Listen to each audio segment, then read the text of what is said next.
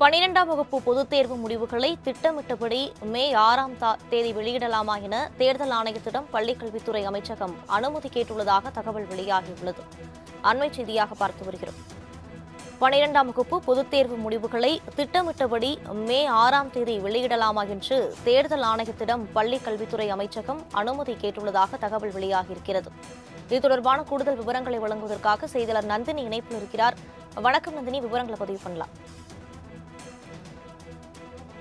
வகுப்பு தேர்வு முடிவுகள் திட்டமிட்டபடி மே 6ஆம் தேதி வெளியாகும் என ஏற்கனவே பள்ளிக்கல்வித்துறை சார்பில் தெரிவிக்கப்பட்டிருக்கக்கூடிய நிலையில் தேர்வு முடிவுகளை பள்ளிக்கல்வித்துறை அமைச்சர் வெளியிடலாமா என்பது தொடர்பாக தேர்தல் ஆணையத்திடம் அனுமதி கேட்கப்பட்டிருப்பதாக தற்போது அண்மை தகவல் என்பது வெளியாகியிருக்கிறது.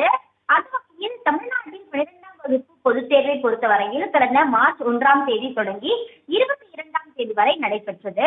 தமிழ்நாடு மற்றும் புதுச்சேரியில் இருக்கக்கூடிய 3302 தேர்வு மையங்களில் நடத்தப்பட்ட பிளஸ் 2 பொதுத் தேர்வில் 7534 பள்ளிகளில் படித்த 7,80,550 மாணவர்கள், தனித் தேர்வர்கள் 8,190 மாணவர்கள் என மொத்தமாக 7,80,000 மாணவர்கள் தேர்வு எழுதினார்கள்.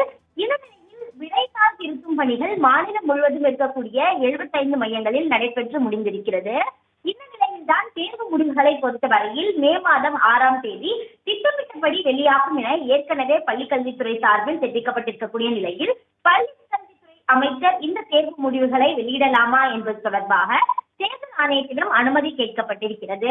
எனவே தேர்தல் ஆணையம் தெரிவிக்கக்கூடிய அந்த கருத்துக்களின் அடிப்படையில் பள்ளிக்கல்வித்துறை அமைச்சர் இந்த தேர்வு முடிவுகளை வெளியிடுவாரா அல்லது தேர்வு முடிவுகள் இணையதளம் மூலமாக வெளியிடப்படுமா என்பது தொடர்பான அறிவிப்பு என்பது ஓரிரு நாட்களில் வெளியாகும் எனவும் எதிர்பார்க்கப்படுகிறது. விரிவான விவரங்களுக்கு நன்றி நந்தினி.